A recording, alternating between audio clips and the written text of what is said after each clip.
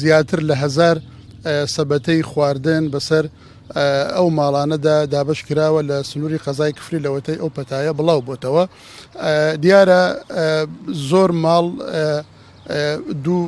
دوو جار هاوکاری کراوە، هەیە لەوێ 3 جار هاوکاری کرابێ، ئەویش بەهۆی ئەوە زیاتر دەگەڕێت بۆی ئەوەی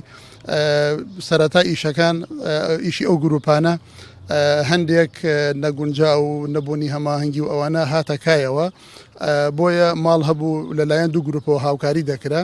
بەڵام ئەوە ماوەی چەند هەفتەیە کە ئیدارەی شار هەستاون بە دروستکردنی ژوورێکی هەماهەنگی لە نێوان گروپی گروپە مرۆیانە و ئیداری کفریە و لیستێکی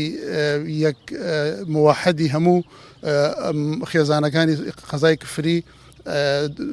حاضر کراوە و بەپێی ئەو لیستە ئێستا هاوکاری ئەو خێزانانە دەکرێت و دیاریشە ئەمە قۆناغێکی تایبەتە خەڵکی ئێمە لەم قۆناغەدا پێویستی بە هاوکاری و کۆمەک هەیە. بۆیە من ڕووی دەمم دەکەمە